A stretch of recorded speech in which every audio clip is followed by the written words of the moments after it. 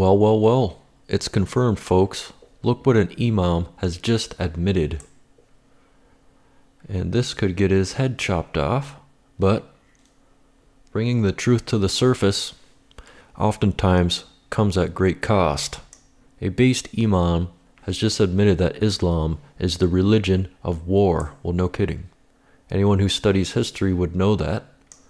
But the public's stupidity, with their head right up their ass, are unable to see that, regardless of the evidence at play. In any case, let's take a listen. You, Imam, the suicide bomber, 22 years old, born in Manchester. How did these young people get radicalised? Good morning. Basically, we need to be very realistic when dealing with this matter. You have a 22-year-old who gets radicalized over 2 or 3 sermons within a Friday mosque gathering. And the killer of Curtis Chang in Sydney was 15-year-old. And just on the 23rd of this month, 2 days ago, we had a 22-year-old female who is now being arrested, or was arrested, after having ties with ISIS in Adelaide. Now, this age is an age where someone would expect people to be going out, having fun. But no, we have a large number of youth that are being radicalized. This happens because of the books that we have, the Islamic scriptures that we have. They push the Muslim youth to believe that if you go out there and you kill the infidel, that's how you will gain paradise. But they're listening to preachers, if you like, sermons, 2 or 3 sermons by clerics like yourself, radical clerics. What do you more moderate clerics do to out your compatriots who are turning these young Muslims? Well, it is very hard being a peaceful, moderate person within a society that is infested by extremist Muslims. I will not deny this fact. We have a large number of Muslims that are extremists, even in Australia, and we see them when they come out in the Sydney riots, and we see them attacking the police. So we're being infested by radical clerics here in Australia? Yes, clerics and followers as well. And I've said this to many government authorities, and I'd like to show you something. I bought this 2 days ago from a shop within Melbourne. This is Al-Qaeda's flag. These are stickers that are being sold for a few dollars. They have them on their windscreens. They have them everywhere. Now, I know that these things can be obtained from anywhere, even online or even on the internet. But when you have stores openly selling these items with full audacity and creating this jihadi atmosphere for the youth to put on their cars, fully modified cars now, instead of having stickers. So you're saying, do you believe our authorities should have more powers to get rid of these radical clerics and paraphernalia like that? I think we've got to get tougher. I think our authorities have misunderstood the situation. They have good relationships with the Muslim community, but having good relationships with the Muslim community does not necessarily mean you have control over them and that you can prevent a lone wolf attack. Yep.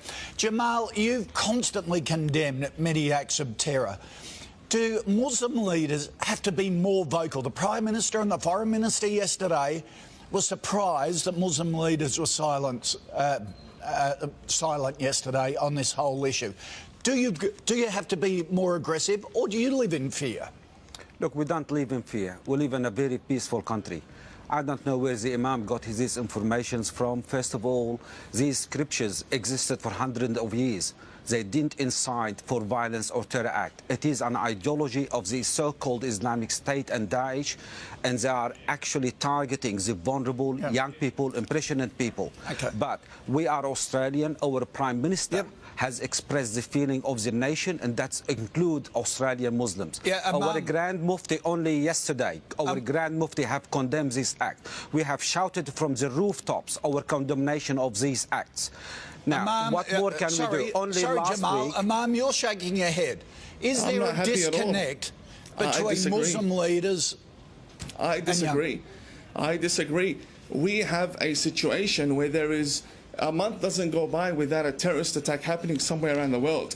And for the past 1,400 years, we have had a religion of war. That's exactly what we have had. This is not something I'm imagining. These are facts. We've had many wars. How did Islam spread from Saudi Arabia down to Indonesia and Bosnia? All spread by the sword. We had many wars. Yeah. And for someone to come and say these Islamic scriptures have nothing to do with it, I mean, that's against the facts. That's not true. The Islamic scriptures is exactly what is pushing these people to behead the infidel. Let me tell you something. The people that are beheading, that the person that killed the young girls in Manchester did so believing he was going to dine with the Prophet Muhammad that very night. That's and that not is true. because the Islamic scriptures... That's not true. Okay, There is Jamal? nothing.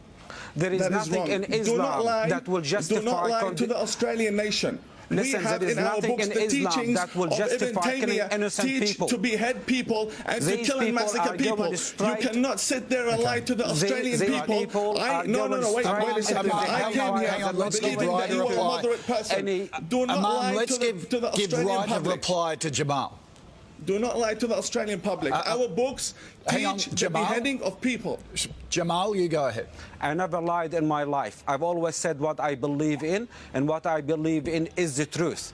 Now, these suicide bombers, that what we saw in Manchester, everyone would know in the Muslim community that he is not going into heaven, he's going to hell. He just killed innocent people, let alone children. It is a horrific act. We condemn it. We are against it. And there is nothing in our religion will support killing of innocent people. Full stop. Okay. All right. Thank you for you both, to you both for your time this morning. I appreciate it. Thank you. So to understand the argument more precisely, we have to understand that the man on the right is telling the truth, and the man on the left is an Islamicist apologist for what Islam really represents. There's two houses of Islam. One is the house of war, and the other one is the house of Islam. The Dar al-Islam and the Dar al-Harb.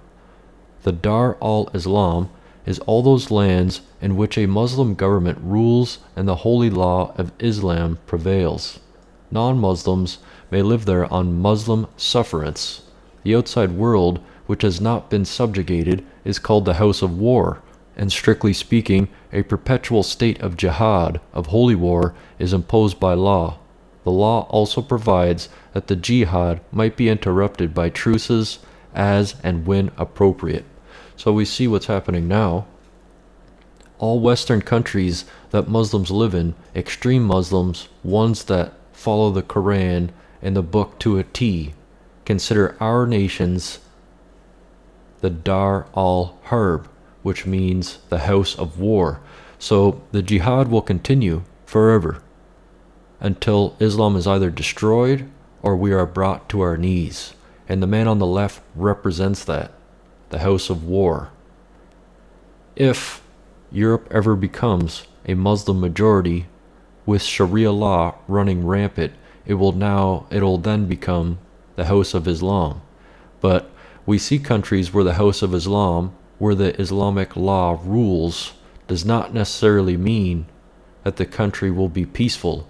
In fact, under Islamic law, it'll be less peaceful. So, in order to understand the future, we must study the past.